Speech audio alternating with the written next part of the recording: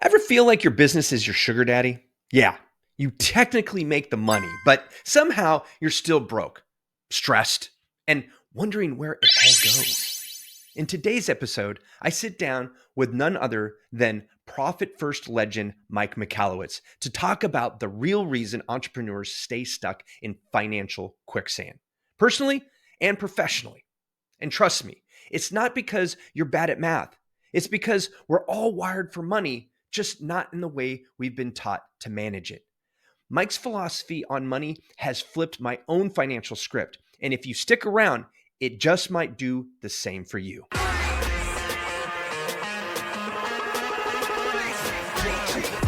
Welcome to the Buzzworthy Marketing Podcast. Here's your host, Michael Buzinski. Welcome to the show, Michael. How is you doing today? I'm doing great. And Mike, congratulations on your move to Virginia. Thanks. The land of lovers. The land of lovers. Yes, I saw that as like, yes, that's fun. And you know what? The funny thing is that Virginians they're very friendly people.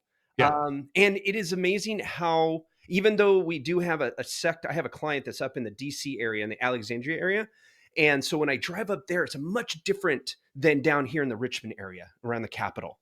There's a lot of country around the city, so it doesn't take a long time to get out of the sprawl, which is I definitely love. So we're not as cool as the Garden State, but I think Virginia is my favorite state. You got ocean, you got mountains, and everything in between. Oh, yes, you have cities, you got rural. It's such a great country. Yeah, we've already done like a cabin up towards the Blue Ridge Mountains, and we've had snow. We were not expecting snow this close to the ocean. So, we had a couple of weeks of everybody on the East Coast had a couple of weeks of really frigid stuff.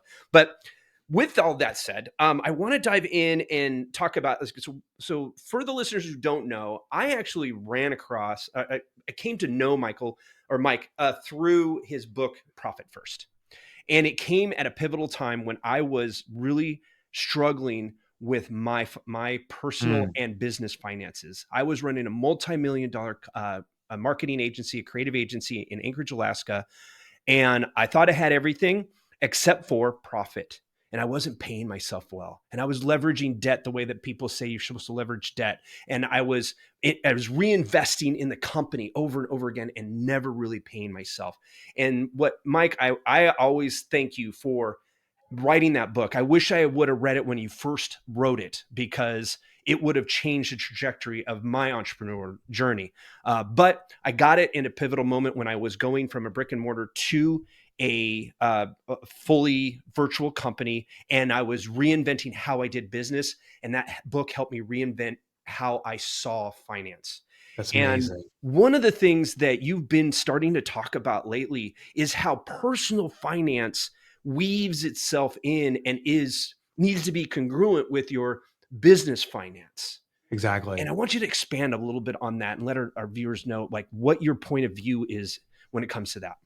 Yeah, I found, Mike, that business owners may crush it in their business. Hopefully Profit First is a tool that serves them. But if their home finances are struggling, they actually start leeching off the business. So even though the business is financially sound as an independent island, we have to recognize that we're like Siamese, or you can't say that anymore, conjoined twins. We're conjoined. And so therefore the business starts being compromised because you're not nailing it home. Now the reverse is true too. How many people started off, they've had a career, they've had that dream of starting a business, and they're sound at home financially, but the business struggles and they leech off their home. So these run congruently. And a point of frustration with Profit First, we have over 1 million deployments of it globally now. We just surpassed that this past year, and it's so exciting. But we have so many more people struggling with it. I'm like, why are you struggling? They're like, well, I got credit card debt. And I noticed it's all their personal challenges, and the business is kind of this sugar daddy to them, and the business comes down. So I said, okay, we got to nail the personal finances. And the Profit First system, it's such a basic system. It's the envelope system. It's the pay yourself first system. It's about hiding the cookie jar like grandma used to do so you don't steal from yourself. I translated it to personal finance. What I found is there are some unique differences. So the core system remains the same. You set up multiple accounts at your bank. You do this because it intercepts your behavior. That's where most people don't have a budget. Most people aren't running some sophisticated spreadsheet or AI system to figure out their finances. They log in their bank account and they're just determining, can I spend money today or not based upon what I have? Right. So we got to work with who we are. But also what I found is there is a natural wiring for us humans. And that if we try to fight our natural wiring, it will never sustain. We have to leverage it. So in this new book, I really explore that. One last thing, I said this prior to us going live. The book title is imminent. It originally was to be called Made for Money because we're wired for money. And I've been working with my publisher and we ran some tests and now we identified there may be a better title. I don't know what it is yet, so I don't want to share it because I don't know. Right? We have a working title process. It's okay. So in the next few weeks, but if you look for like personal finance book by Mike Michalowicz, if you're willing to type in that much stuff, by the time this broadcast, the name will be identified. And we'll have a link in the show notes for our listeners. Oh, thanks, so they'll be able to click right to that. We'll make sure that we make it really easy for them to access this. Yeah. So what is the biggest disconnect? Because you mentioned like the corporate refugee. So they're used to a paycheck, right? And now they see their business as a paycheck versus a separate entity, right? Yeah. And running, and I think that I've seen enough over the last 20 years of working with business owners of a lot of intermingling of corporate and personal finances where they have separated their bank accounts enough and they get themselves in trouble with like the IRS even because it's like, well, now you've commingled. Right. So what do we need to do? What are the first steps of like helping people make the differentiation of like, you have to keep them separate? Yeah. So the first realization goes back to actually the caveman days is to understand our natural wiring. The cave person would hunt and gather, collect, then they would store, preserve what they have. So like the caveman didn't, wake up in the morning and say, hey, tonight for dinner, I want a woolly mammoth steak. Let's go get. No, they would wake up and say, we need to go on the hunt and we're going to try to kill a woolly mammoth. Now, a woolly mammoth, you don't eat in one sitting. That's something that could last a month or two with proper preservation. So they make an extraordinary effort to collect a large sum, but then they preserve it because it's going to sustain them over time. So collect, preserve, and then portion was the last part. And the portioning was they would consume it in smaller quantities to sustain themselves. The problem, and that's how we're wired. We're wired to grab in large sums, then to store it and portion it. The problem is becoming with the portioning and the storage because you can say, I'll have a steak tonight. I'll do this. We have access to immediate gratification for anything we want, but it costs a lot. Right. So, to have a whole cow that you cut up is a lot cheaper that you have is a lot cheaper than having a butcher cut it up for you and give you small portions. So we then leverage money that we don't have, which is credit cards and so forth. And so with this ability to get immediate access to small portions and digest and consume all the time, we're even whimsical. If I want this tonight, I'll have that. And if I want that tonight, I'll have that. And we're leveraging credit cards. Right. So we need a system that naturally puts us back in alignment with this collect in large sums, like the paycheck that comes in every 2 weeks or something, store it in a way that is preserved. So actually protect us from just consuming it or from it rotting away, and then have it come out in small portions. And when we set up a system that does that, we'll automatically adjust to live within our means. But the other thing is you can set up a cache of storage for those big wants you have. I want to go out to dinner once a week with my wife and just have an amazing time and not worry about how much I'm spending. Well, we can set up an account that preserves that money for that purpose. We can set up an account. One day I'd like to have a vacation home. I'd like to have a cabin in the Blue Ridge Mountains or maybe a beach house. Well, I can start preserving for that. So you need to set that up. But we also, there's another element, is we are very oriented toward immediate gratification. Right. So how do you set up a system that allows you to preserve for the future, but also gives you rewards in that progress so you feel the gratification even though you don't have the possession of that thing? So talking about a lot of elements, but we have to, in the end, is play back into our natural wiring, and very quickly we will adjust and live within our means, but also have the opportunity to expand and experience the elements of life that we want beyond our, in the moment living. Yeah, I love all of that. And like for me, I have found that, with Profit First, we're taking those dividends once a quarter, right? Yeah. And I've actually then taken Profit First one step further, and I have created those envelopes, if you will, with the dividend. So there is a portion that is of that dividend that is for my immediate gratification. Whatever I'm setting aside, that money right there is for the dinners, the trips, the whatever that quarter, right? Yeah. And then there's the savings, there's the retirement investments, and all the things, and maybe I'm saving up for a new vehicle, right? Because we run debt free now.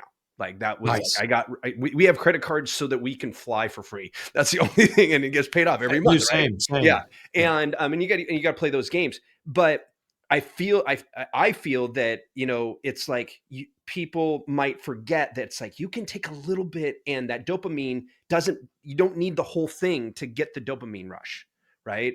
And so it's like you can just take a little bit of that and treat yourself, because you are paying yourself. That's one thing. So you got that shot, like, yeah, right, I wrote that check, right?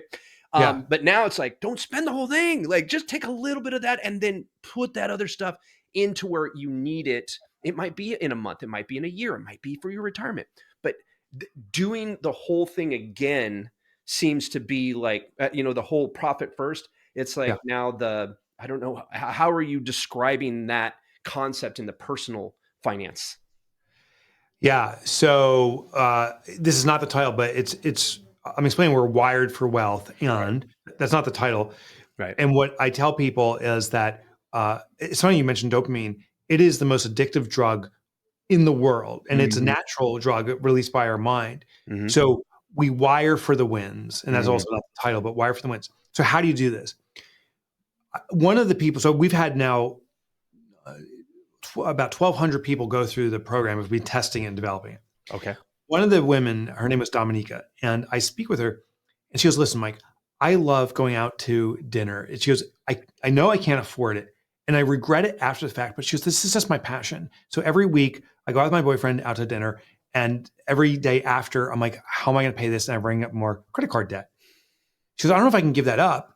And what most financial systems tell us is, well, you got to live like a pauper to live like a prince in the future. I said, that's bull. That's total bull.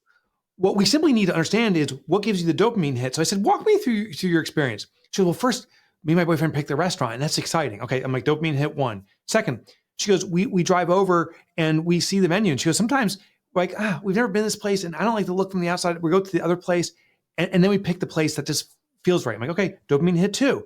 Then they order a fine wine, dopamine hit 3. Then they get their dinner. What we realize is the dopamine is not a single event. There's a cascade or sequence of events that happens in any kind of So I said, what if we do this? What if we do a build to this restaurant? And what we need to do to live within our means and to preserve for the future, we need to only go out to a restaurant once a month. We can do that. We want that reward.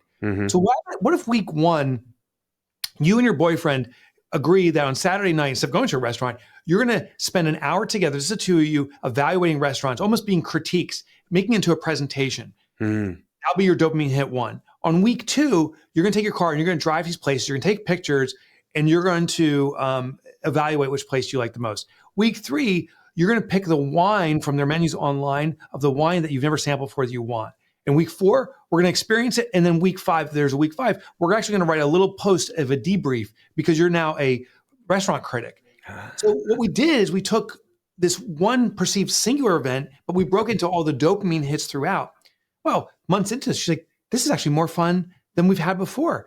There's this building anticipation reward. We're saving money. We still reward ourselves with the restaurant out, but we don't do it as frequently.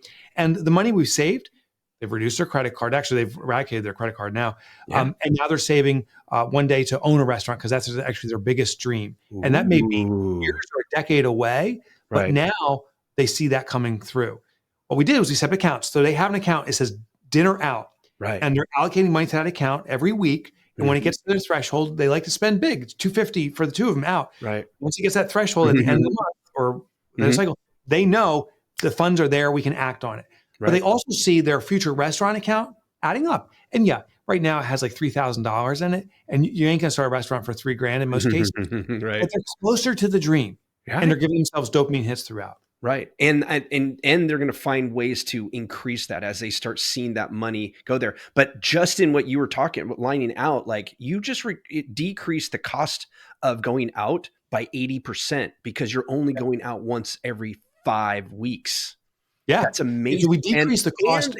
And they're going to, if they started using that critiquing, so their critique and start posting that, they might find that they're going to get enough followers that they could eventually monetize it. And then that money can go into their fund to do their restaurant. Here's what's so funny too. Dominica said, when we go out to dinner now, we actually talk about the prior restaurants we're doing. The conversation has improved. She was before it was just a nice time out. She was, now we talk about what do you think about this crab ravioli compared to that place we were 3 months ago? And the conversation is much more evolved.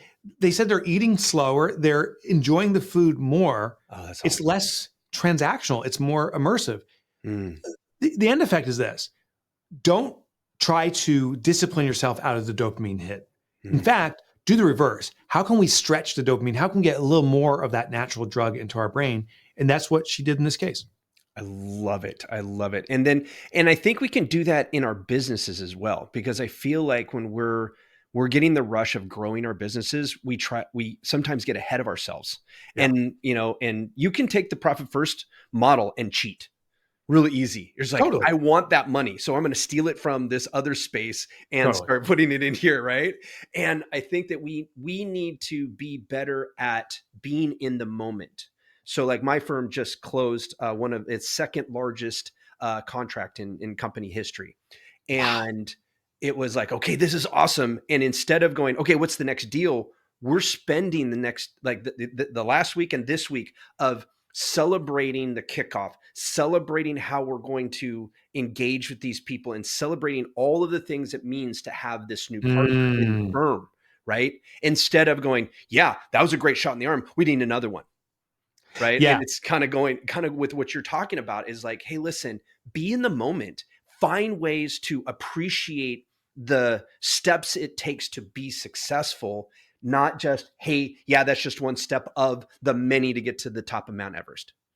The common reframe I hear from people, entrepreneurs, individuals, and the combined is it's all about making more. I got to get more sales, man. I need to make more income because then I'll be free.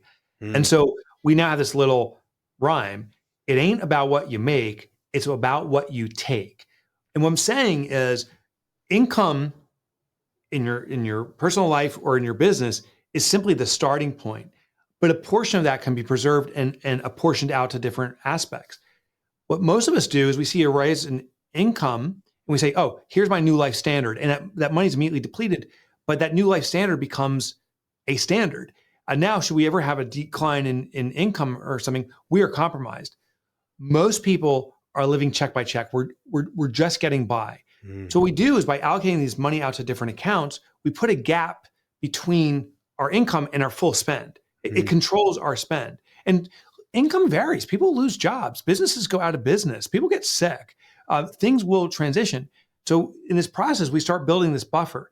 But again, we never compromise the dopamine. If we start doing that and we force willpower, it's going to collapse. And just like any other addiction, when we go into the collapse, we over binge. So I was studying other deployments of kind of personal finances, where people struggle. And we said, why did you struggle? They said, I was able to do it for 3 months.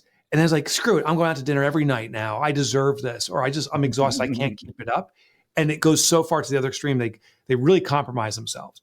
So get the dopamine all the time. And just like that, mic drop.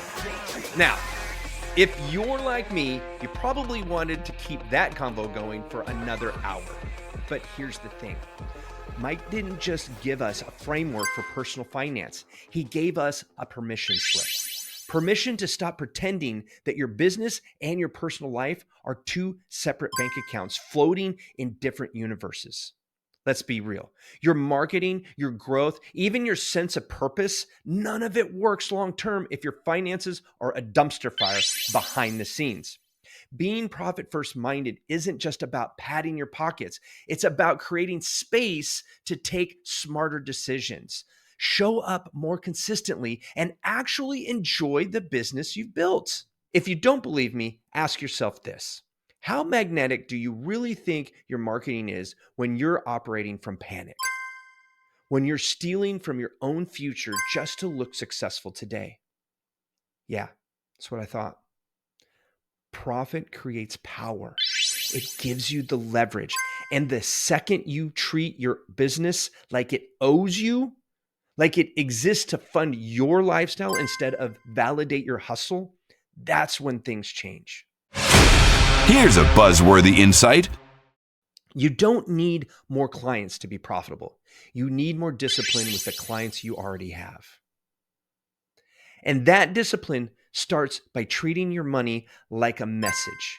Every dollar you keep, every bucket you create, every account you name with intention, it's all part of the brand story you're living and telling. So here's the next step. If you're ready to align your marketing with the kind of business that actually keeps its profit, let's talk. I open a handful of discovery calls every month to help business owners like you build a marketing plan around sustainable growth, not burnout, not financial chaos, real buzzworthy momentum. So do yourself a favor and grab one of the few slots I have available by visiting buzzworthy.marketing/podcast or click the link in the show notes. And remember, my friends, being boring is a choice. So stay buzzworthy.